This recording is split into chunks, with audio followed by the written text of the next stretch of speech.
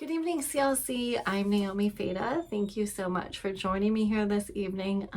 So last week, I know that I shared a little bit of reflections about a recent trip to Mexico. And today, it's going to be more of just pictures. There's not a lot of devotional reflection, but I wanted to just kind of take you on the journey that we went on, and then I'm sure next week I'll share some deeper thoughts. But today I'm just going to be showing a bunch of pictures and kind of going through them, explaining what we were there and what we were doing. So I hope you enjoy the slideshow, and some of them you might see me talking, and others of them as long as you have your audio on, and I'll probably just have a voiceover over the picture. So it's kind of going to be all spliced together. So I hope that you enjoy coming on the journey with me. So here we are, bright and early, 6 o'clock in the morning, leaving from the airport in New York. So one of the airplanes, we were actually stopped for a bit on the runway waiting to take off. And so what do? You pull out the card games while you have a couple of minutes. And our final flight destination was San Diego Airport, where Amy Finch and another YWAM missionary picked us up. And when you get picked up in an airport, you only have a couple of minutes to load everything in and move out of that, area where they allow the cars to pull in to pick you up. So we kind of piled everything on top of us, and a little uncomfortable. See, with suitcases on our laps and boxes, you can see we're kind of crammed in there. And then we went and pulled over where we could find a spot to load everything on the roof so that we weren't quite as crowded in the car. So our first entrance to Mexico was at the border crossing, and then we were in Tijuana. That's where we ended up crossing the border, and then we still had our long drive down the Baja California Peninsula. About halfway through our drive, we stopped for dinner. This amazing sunset view in Ensenada, and it was quite late when we arrived. So the next day we made our way to the Morph Mexico Guarderia, which is the daycare that the Finch family has been running for children in this very poor community, where parents are often making so little that they cannot afford daycare.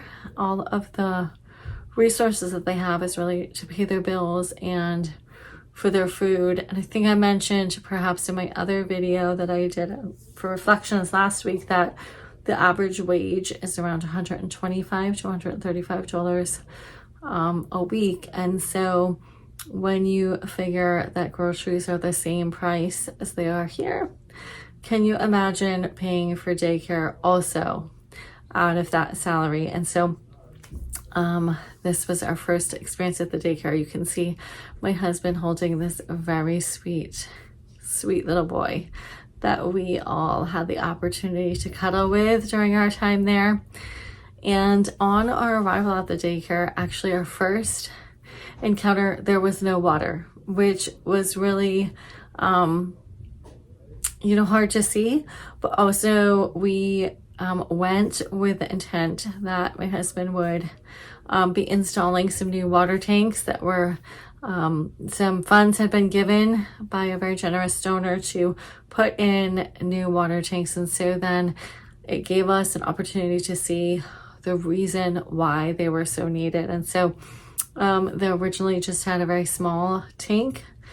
I think it was around 1,000 liters, and then the new tanks were between the two of them 5,000 liters. And all of the water gets delivered by truck. And I know some people have asked about why not wells, and I am not sure the answer to that, except that it is desert for the most part. And so it doesn't seem that wells are all that common. Everywhere you go, you see these water tanks. One of the main jobs that I had while I was in Mexico, and actually one of my things that I work on for the ministry, even here in the States, is organization, because you know, God uses our gifts and talents in so many ways. And I actually, for a number of years before starting my own business, I had been in retail management. And so learned a lot about paperwork and record keeping and how to write schedules, and actually truly do enjoy doing that. And so some of the things that we were working on was just filing, making sure we had records for every kid, that they were in an orderly way, and how can we also run a daycare according to the laws of Mexico, because, right, you want to be able to operate according to stipulations in Mexico. I know I have had plenty of friends here in the States that have daycares, and it's just, you know, it's paperwork, some of it's training, some of it is, you know, how many kids can be in a room at a time, things like that. And so just learning about those things, how to have our records easily accessible. And so this picture here of me and Amy just kind of buried in the paperwork, and then my husband also put up some shelving for the office there so that that could stay organized. During our trip, we also wanted to make sure that the kids were able to participate in serving as well, and so they spent some time painting the second building on the daycare property, which is now called the Cuna, which is where the preschool kids and the nursery age children, like the babies and infants, will go. And they're actually separated by a wall, and that is part of the structural organization that we're working on, because as a daycare, it is required that the age groups be separated.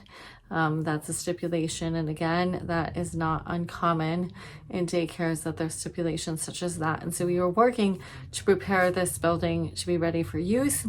And also the kids, especially the girls, the young ladies, had a ton of fun sorting baby clothes that had been donated by one of our CLC families. And these boxes of baby clothes had actually taken the 3,000-mile drive across the United States when the Finches went back in August, and they drove back. And so they had just kind of been, you know, unloaded and hadn't had time to go through them and sort them. And so then the girls had a lot of fun doing that. I am going to kind of close out this video for now. There's a ton more things, so I think I'm going to be sharing more pictures next week, because I don't want to keep you all night, and don't want to close out all the pictures, because there's a bunch more that I wanted to show you. So until next week, God bless you, and look forward to seeing you in church on Sunday.